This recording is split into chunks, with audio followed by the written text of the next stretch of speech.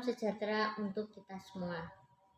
Perkenalkan, nama saya Francisca Wahyuni dengan nomor induk kemahasiswaan 211F10477 kelas A6 Prodi Pendidikan Luar Biasa Universitas PGRI Argopuro, Jember. Pada kesempatan kali ini saya akan membuat video tentang anak tunarungu wicara. Video ini saya buat untuk memenuhi tugas UAS mata kuliah pendidikan anak disabilitas tunarungu wicara dengan dosen pengampu Bunda Sugihartati SPD MPD. Tunarungu wicara sangatlah besar, baik bagi individu yang tunarungu maupun lingkungan dan keluarganya.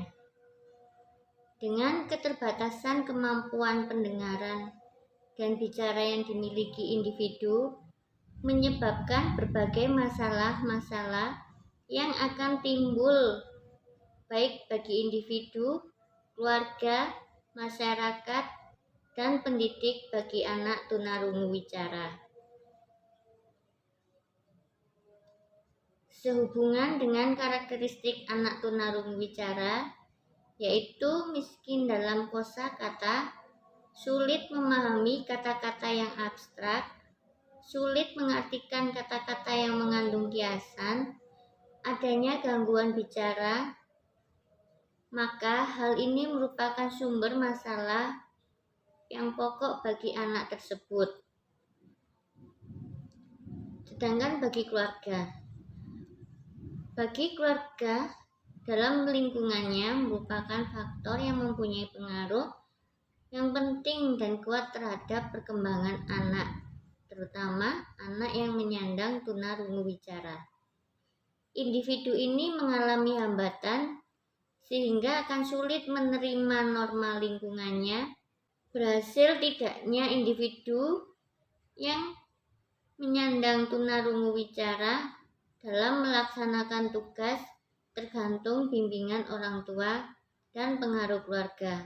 Tidaklah mudah bagi orang tua untuk menerima kenyataan bahwa anaknya mengalami cacat fisik. Berbagai macam reaksi orang tua setelah mengetahui buah hatinya menyandang tunarungu wicara. Reaksi-reaksi yang tampaknya biasa adalah timbul rasa bersalah atau berdosa menghadapi kecacatan anaknya dengan perasaan kecewa karena tidak memenuhi harapannya. Orang tua merasa malu menghadapi kenyataan bahwa anaknya berbeda dengan anak yang lain. Orang tua menerima keadaan anaknya beserta keadaannya. Sebagai reaksi dari orang tua, sikapnya yaitu maka orang tua itu ingin menebus dosa dengan jalan mencurahkan kasih sayangnya secara berlebihan. Atau bisa jadi orang tua menolak kehadiran anaknya, atau orang tua cenderung menyembunyikan anaknya atau menahan di rumah. Ada juga orang tua bersikap realistis terhadap anaknya. Sedangkan bagi masyarakat, pada umumnya orang menganggap bahwa anak yang menyandang tunarungu wicara tidak dapat berbuat apapun. Pandangan yang semacam ini sangat merugikan bagi anak yang menyandang tunarungu wicara karena menganggap anak tunarungu wicara tidak mampu atau sulit untuk bersaing dengan orang yang normal. Bagi penyelenggara pendidikan, perhatian akan kebutuhan pendidikan bagi anak yang menyandang tunarungu wicara tidaklah dapat dikatakan kurang, karena terbukti telah banyak anak tunarungu wicara mengikuti pendidikan sepanjang lembaga pendidikan tersebut dapat dijangkau. Dampak ketunarungu wicara terhadap perkembangan bahasa. Menggunakan alat pendengar dalam kehidupan sehari-hari yang membawa dampak terhadap kehidupan secara kompleks. Dampak terhadap kehidupannya secara kompleks mengandung arti bahwa akibat ketunarunguan, maka perkembangan anak menjadi terhambat, sehingga menghambat terhadap perkembangan kepribadian secara keseluruhan. Misalnya perkembangan inteligensi, emosi, dan sosial. Yang perlu diperhatikan dari ketunarunguan ialah hambatan data berkomunikasi, sedangkan komunikasi merupakan hal-hal yang sangat penting dalam kehidupan sehari-hari. Kenyataannya, anak tunarungu wicara tidak dapat mendengar, tidak dapat mengucap, membuatnya mengalami kesulitan untuk memahami bahasa yang diucapkan oleh orang lain, dan karena mereka tidak dapat mengerti bahasa secara lisan atau oral, maka mereka tidak dapat bicara jika mereka tidak dilatih bicara. Ketidakmampuan bicara pada anak tunarungu merupakan ciri khas yang membuatnya berbeda dengan anak normal, yang dapat memungkinkan anak tunarungu dapat berbicara, dan merupakan faktor mendasar ialah pengenalan terhadap apa yang bisa memungkinkan belajar berbicara dari orang sekelilingnya. Mereka harus mengerti bahasa yang diucapkan oleh orang lain. Mereka juga tahu jika berbicara adalah hal yang sangat berguna dalam kehidupannya, walaupun hal tersebut memerlukan latihan dalam waktu yang cukup lama. Untuk itu, perlu memberikan pengertian kepada orang tua bahwa anak tunarungu wicara perlu mengerti dulu bahasa sebelum mereka belajar berbicara. Anak yang normal, pendengarannya memahami bahasa melalui pendengarannya dalam waktu berbulan-bulan sebelum mereka mulai berbicara. Orang yang mendengar pun memerlukan waktu untuk mengerti bicara orang lain. Apalagi anak tunarungu, untuk memahami bahasa tidak selancar anak mendengar. Dan untuk memahami bicara melalui tahapan-tahapan latihan tertentu, itu pun perlu untuk anak tunarungu wicara. Akibat kurang berfungsinya pendengaran dan berfungsinya untuk mengucap atau berbicara, anak tunarungu wicara mengalihkan pengamatan kepada mata. Maka anak tunarungu disebut sebagai insan permata. Melalui mata, anak tunarungu wicara memahami bahasa lisan atau oral. Selain melihat gerakan dan ekspresi wajah lawan bicaranya, mata anak tunarungu juga digunakan untuk membaca gerakan bibir orang yang berbicara. Pada anak, mendengar hal tersebut tidak terlalu penting, tetapi pada anak tunarungu wicara, untuk dapat memahami bahasa sangatlah penting. Dengan alasan tersebut, anak tunarungu wicara lebih banyak membutuhkan waktu. Beberapa banyak waktu yang dibutuhkan oleh anak tunarungu wicara untuk belajar memahami bahasa orang lain dan untuk belajar berbicara. Hal ini tergantung kepada kemampuan masing-masing individu serta bantuan dari orang-orang di sekelilingnya. Kelainan pendengaran ketunarungu wicara secara fisik tidak terlihat dengan jelas. jika dibandingkan dengan tunanetra dan tunadaksa. Hal ini kadang-kadang menguntungkan, tetapi kadang teka-teki bagi orang yang tidak ada hubungannya dengan anak tunarungu wicara, sehingga seringkali menimbulkan sikap yang merugikan, menyakiti, atau bersikap kejam terhadap anak. Pendengaran merupakan alat sensoris utama untuk berbicara dan berbahasa. Kehilangan pendengaran sejak lahir atau sejak usia dini akan menyebabkan kesulitan dalam berbicara dan berkomunikasi dengan orang lain secara lisan. Kehilangan pendengaran pada seorang anak juga berpengaruh pada perkembangan fungsi kognitifnya. Karena anak tunarungu wicara mengalami kesulitan dalam memahami informasi yang bersifat verbal, terutama konsep-konsep yang bersifat abstrak yang memerlukan penjelasan. Pemahaman konsep dan proses pembentukan pengertian, betapapun sederhana, diperlukan keterampilan berbahasa yang memadai, sebab bahasa merupakan alat untuk berpikir. Anak tunarungu wicara mengalami kesulitan dalam berbahasa secara lisan. Oleh karena itu, anak tunarungu wicara mengalami kesulitan dalam mengikuti program pendidikan.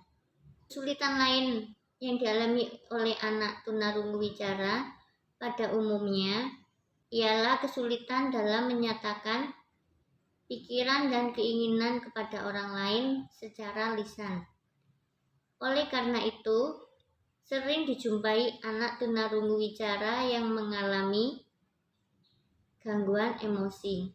Untuk dapat memahami karakteristik dan permasalahan anak tunarungu wicara, tidak cukup hanya mempelajari secara teoritis. Akan tetapi, diperlukan kontak langsung dengan anak tunarungu wicara secara intensif. Oleh karena dalam meningkatkan layanan pendidikan memerlukan pemahaman terhadap anak tunarungu wicara dengan segala permasalahannya. Seyogyanya melakukan penelitian-penelitian di dalam kelas pada saat proses pembelajaran berlangsung. Cara seperti ini akan dapat meningkatkan efektivitas proses pembelajaran pada anak tunarungu wicara. Keterbatasan fungsi pendengaran memberikan dampak terhadap karakteristik aspek perkembangan lainnya. Perkembangan pada anak tunarungu, aspeknya yaitu kesulitan dalam bidang psikososial, hubungan manusia dengan lingkungan yang bersifat transaksional. Umumnya tingkah laku itu terjadi karena adanya hubungan timbal balik dan saling mempengaruhi antara individu dengan lingkungan di sekitarnya. Fungsi-fungsi sensoris bertindak sebagai perantara antara individu dengan lingkungannya, baik lingkungan fisik maupun lingkungan sosial. Gangguan pada salah satu fungsi penginderaan akan berpengaruh pada hubungan individu dengan lingkungan sekitarnya yang bersifat transaksional. Seorang individu yang mengalami gangguan pendengaran tertutup dari rangsangan suara yang berasal dari lingkungannya, yang merupakan bagian integral dari peristiwa-peristiwa yang terjadi di lingkungan sekitarnya. Oleh karena itu, kehilangan pendengaran menyebabkan terhambatnya kemampuan untuk berkomunikasi secara bebas dan efektif dengan keluarga, teman-teman, dan orang lain yang berada di sekitarnya. Manusia berhubungan dan saling mempengaruhi melalui bahasa. Meskipun bahasa itu dapat dinyatakan secara tertulis, tetapi bahasa lisanlah cara yang paling banyak digunakan dalam pergaulan hidup sehari-hari. Disinilah fungsi penting pendengaran dalam melakukan fungsi sosial. Dengan demikian, kehilangan pendengaran akan menimbulkan masalah psikososial pada orang yang menyandangnya. Lalu hambatan perkembangan bicara dan bahasa, potensi untuk bicara pada anak tunarungu bicara tidak dapat berkembang secara normal karena anak tunarungu bicara tidak dapat menerima rangsangan suara dari lingkungannya, sedangkan anak belajar berbicara dengan jalan meniru suara-suara yang datang dari luar. Ada 3 faktor yang mengakibatkan anak tunarungu bicara mengalami kesulitan dalam menguasai bahasa. Yang pertama, tidak adanya umpan balik auditoris pada waktu ia bersuara. Yang kedua, tidak cukup menerima penguat verbal dari orang dewasa. Dan yang ketiga, tidak dapat menirukan model bahasa atau bicara orang dewasa. Hambatan dalam perkembangan fungsi kognitif. Kerusakan pendengaran dapat menyebabkan gejala yang mirip dengan keterbelakangan mental, karena anak tunarungu bicara tidak dapat menangkap petunjuk atau menunjuk respon terhadap satu situasi di mana terjadi satu situasi percakapan. Keadaan seperti itu bukan karena anak tunarungu bicara memiliki kecerdasan yang rendah seperti anak terbelakang, akan tetapi disebabkan karena anak tunarungu tidak dapat menerima rangsangan suara yang dapat ia pahami. Anak tunarungu bicara pada umumnya memiliki kemampuan intelektual rata-rata sama seperti anak normal. Namun demikian, kemampuan intelektual yang berkaitan dengan aspek-aspek konseptual yang berkaitan dengan bahasa jauh di bawah kemampuan anak normal. Perkembangan kognitif sangat tergantung pada perkembangan bahasa. Oleh karenanya, meskipun secara umum anak tunarungu memiliki kemampuan kecerdasan relatif sama dengan anak normal, akan tetapi anak tunarungu memiliki hambatan dalam perkembangan berbahasa. Maka, perkembangan kognitif anak tunarungu bicara jauh di bawah anak normal. Sebagai contohnya, anak normal dapat memahami konsep-konsep indah, bahagia, jujur, adil, dan sebagainya. Secara otomatis, dari pergaulan sehari-hari, anak tunarungu bicara mengalami kesulitan untuk memahami maksud dari konsep-konsep tersebut, tanpa tindakan-tindakan khusus untuk memahaminya. Karena kesulitan bahasa, anak tunarungu tidak akan memahami maksud sebuah konsep abstrak secara utuh dan akurat. Anak tunarungu mengalami kesulitan dalam proses pembentukan pengertian. Oleh karena itu, perkembangan pengetahuan anak tunarungu bicara sangat terbatas dibandingkan dengan anak normal.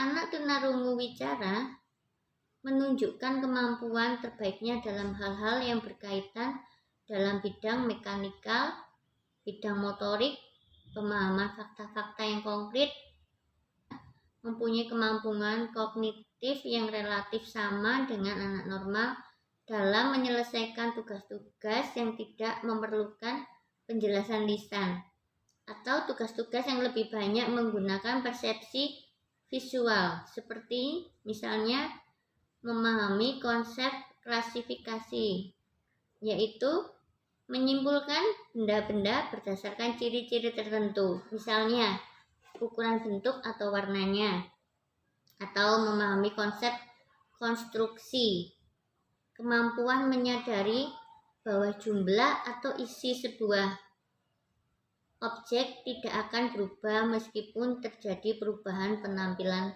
benda tersebut. Hambatan dalam perkembangan sosial dan kepribadian. Kehilangan pendengaran tersebut mengakibatkan pada kemampuan penggunaan bahasa dan kemampuan berkomunikasi. Oleh karena itu, anak tunarungu wicara memiliki kemampuan yang sangat terbatas untuk mengadakan interaksi sosial dengan orang lain yang ada di lingkungannya.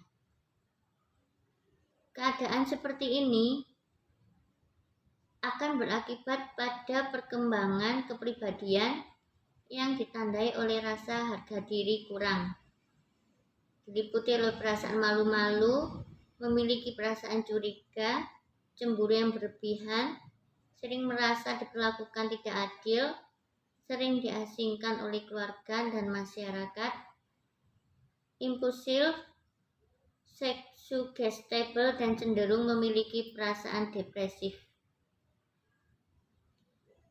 Ciri-ciri kepribadian tersebut juga merupakan akibat dari perlakuan orang tua dan masyarakat terhadap anak tunarungu wicara. Usahanya apa? Untuk itu, usaha membimbing anak tunarungu wicara ke arah penyesuaian psikologis yang sehat akan sangat tergantung pada interaksi yang menyenangkan antara anak dengan orang tua, kesadaran dan pemahaman orang tua, serta anggota keluarga yang baik terhadap anak.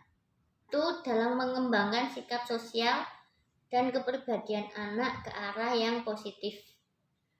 Persoalan yang sering menimbulkan kesulitan pada orang tua anak tunarungu wicara adalah dalam hal disiplin, dalam arti sering terjadi kesalahpahaman antara orang tua dengan anak tunarungu wicara karena saling tidak mengerti apa yang dimaksud oleh masing-masing. Hal seperti itu sering menimbulkan gangguan tingkah laku bagi anak tunarungu wicara. Karena anak merasa orang tua tidak mau mengerti apa yang ia maksud. Perkembangan kognitif pada tunarungu wicara. Gangguan yang terjadi pada anak tentu akan mengganggu dan bahkan juga bisa menghambat proses tumbuh kembangnya seperti proses kognitif. Seperti halnya yang dialami oleh anak tunarungu wicara. Anak tunarungu wicara merupakan anak yang mempunyai gangguan pada pendengarannya sehingga tidak dapat mendengar bunyi dengan sempurna atau bahkan tidak dapat mendengar sama sekali, tidak dapat menyampaikan apa yang ia ingin ucapkan atau yang dia rasakan, tetapi dipercayai bahwa tidak ada satupun manusia yang tidak bisa mendengar sama sekali, walaupun sangat sedikit. Masih ada sisa pendengaran yang masih bisa dioptimalkan pada anak tunarungu wicara tersebut. Karena keterbatasan pendengaran itulah yang membuat perkembangan karena keterbatasan pendengaran dan bicara yang membuat perkembangan kognitif mereka terhambat. Dengan demikian, kemampuan inteligensi anak tunarungu wicara sama dengan kemampuan anak pada umumnya. Tetapi, karena anak tunarungu wicara memiliki hambatan dalam kemampuan bicara dan bahasa, mengakibatkan anak tunarungu wicara mengalami keterbatasan dalam memperoleh informasi yang diterimanya. Kognitif anak tunarungu wicara itu dipengaruhi oleh perkembangan bicara dan bahasa. Dampak yang ditimbulkan dari hambatan yang dimiliki oleh anak tunarungu wicara dalam perkembangan kognitif itu lebih kepada fungsi perkembangan bahasanya. Kesulitan lainnya yaitu akibat dari ketunarungu wicaraan adalah berhubungan dengan bicara, membaca, menulis, tetapi tidak berhubungan dengan tingkat inteligensinya. Berdasarkan karakteristik anak tunarungu, kemampuan berbahasa akan berkembang jauh lebih lambat daripada orang mendengar. Kemampuan berbahasa berhubungan dengan alat komunikasi bahasa yaitu menulis, membaca, dan berbicara. Kemampuan membaca tidak hanya terbatas pada kemampuan menyebutkan kata-kata verbal, namun juga menyimpan informasi, kata-kata, dan artinya dalam proses kognitif. Kemampuan membaca pemahaman anak tunarungu wicara dipengaruhi oleh keterbatasan dalam menerima informasi, menyimpan informasi, dan mengungkapkan informasi tersebut sebagai sebuah pemahaman dalam proses yang disebut dengan proses kognitif. Hal-hal yang mempengaruhi perkembangan kognitif dapat dihubungkan dengan kemampuan anak tunarungu wicara dalam berkomunikasi secara keseluruhan. Tingkat yang berbahasa intensif akan lebih baik untuk perkembangan kognitif anak tunarungu wicara. Karena jika dibiasakan berbahasa walaupun sebelumnya tidak memahami apa yang dikatakan, anak tunarungu wicara akan lebih menjadi kaya akan bahasa sehingga membantu perkembangan kognitifnya. Tingkat kecacatan dan ada tidaknya kecacatan lain mempengaruhi kemampuan anak tunarungu dalam beradaptasi dengan lingkungan.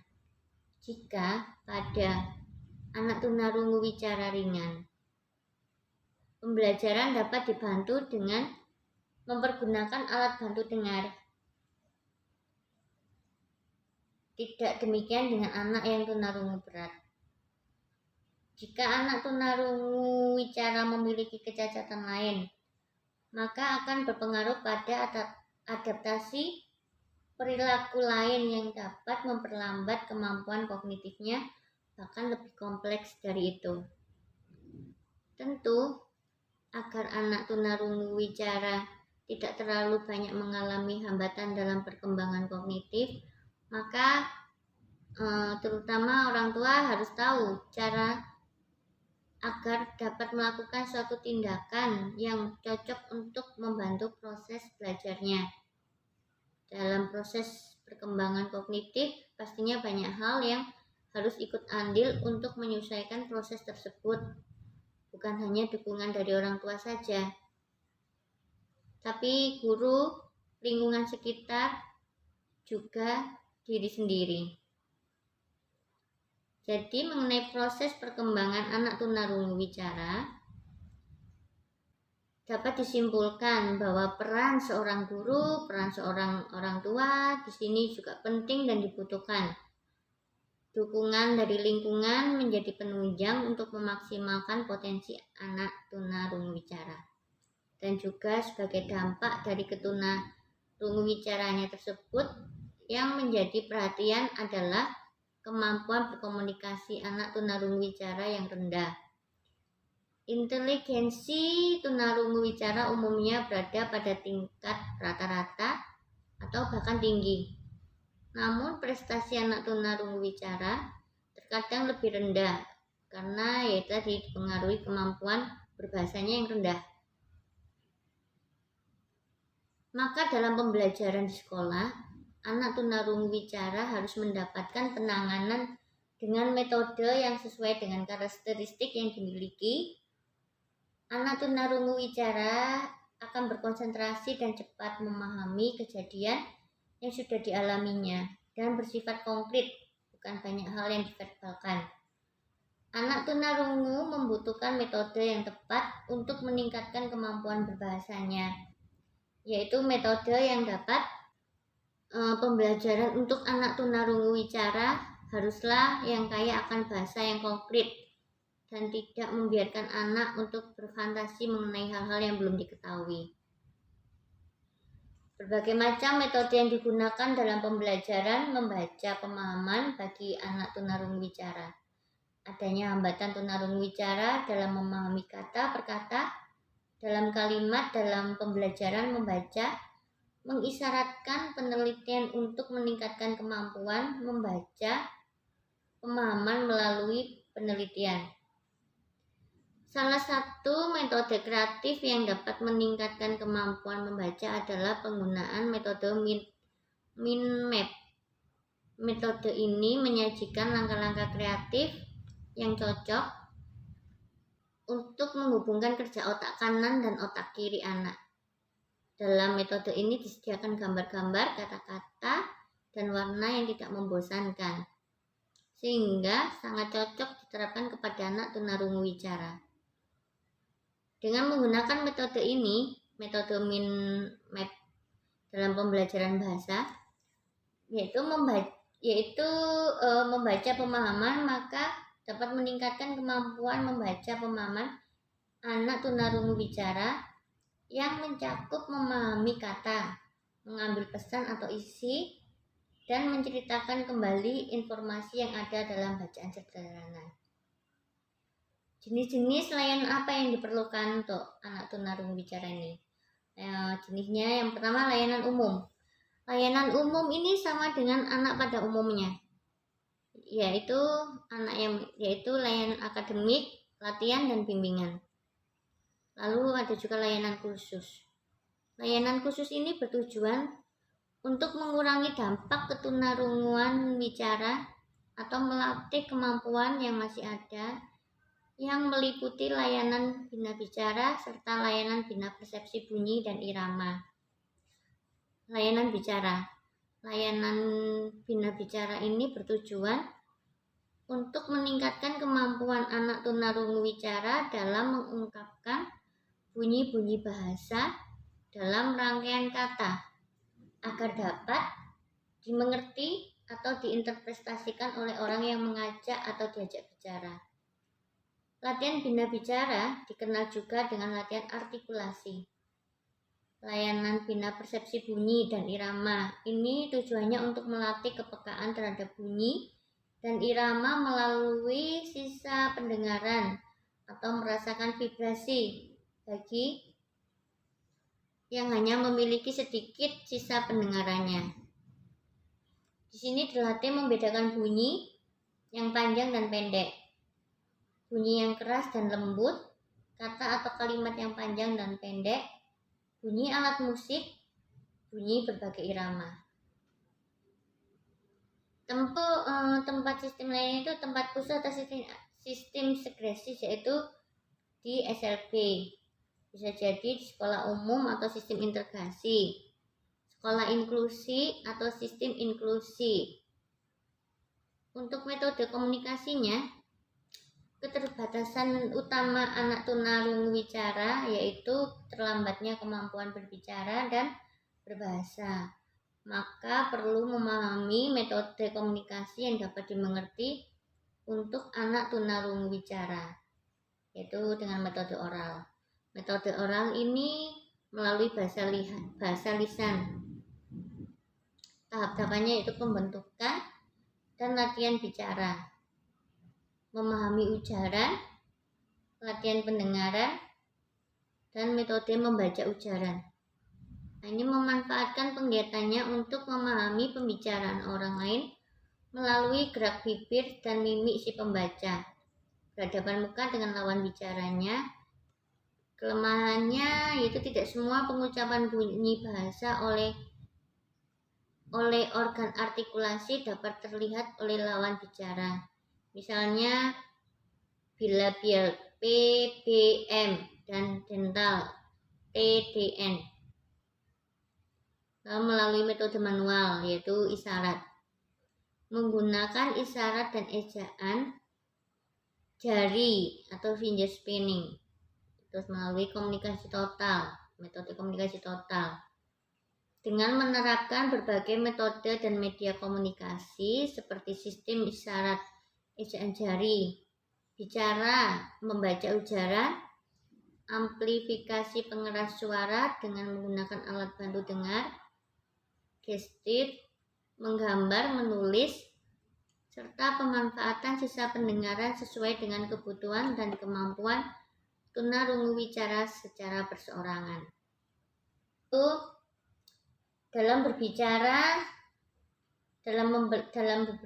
pada saat pembelajaran dengan anak itu jangan membelakangi anak tunarungu bicara. Anak hendaknya duduk dan berada di tengah paling depan kelas sehingga memiliki peluang untuk membaca bibir si pengajar. Bila telinga hanya satu yang tunarungu, tempatkan anak sehingga telinga yang baik berada di dekat dengan si pengajar. Atau memungkinkan kepala guru sejajar dengan kepala anak. Berbicara dengan volume suara biasa atau tidak terlalu cepat, tetapi gerakan bibirnya harus jelas. Materi pembelajaran yang bersifat verbal seperti IPS dan PPK perlu dimodifikasikan atau disederhanakan dengan bahasa yang dapat dipahami siswa tunarungu wicara. Anak tunarungu wicara juga dikenal sebagai anak yang miskin kosakata. Oleh karena itu, harus sering memberikan tambahan kosakata. Hindari menggunakan metode ceramah secara berlebihan, akan tetapi lebih banyak menggunakan metode yang bersifat visual seperti demonstrasi, bermain peran, dan sebagainya. Media pembelajarannya itu bisa melalui media visual. Media yang utama yaitu semacam gambar, grafik, bahkan diagram, objek, nyata, dan sesuatu benda. Misalnya, mata uang, tumbuhan, objek-objek tiruan dari objek benda, slide. Prinsip-prinsip evaluasi bagi pembelajaran anak tunarungu bicara yaitu berkesinambungan dilakukan setiap satuan pelajaran untuk memperoleh gambaran dengan cermat ada tidaknya perubahan positif pada anak. Lalu menyeluruh, objektif, pedagogis. Bahasa adalah sebagai satu sistem lambang bunyi yang bersifat upliter yang disepakati secara sosial yang digunakan oleh sekelompok anggota masyarakat untuk berinteraksi dan mengidentifikasi diri. Wujudnya yaitu wujud bahasa lisan, wujud lambangnya bahasa tulisan dapat dilambangkan dalam wujud isyarat. Sekian dan terima kasih. Mohon maaf apabila ada kata-kata atau kekeliruan atau salah dalam saya membuat video ini. Saya mohon untuk dikoreksi dan terima kasih. Salam sehat.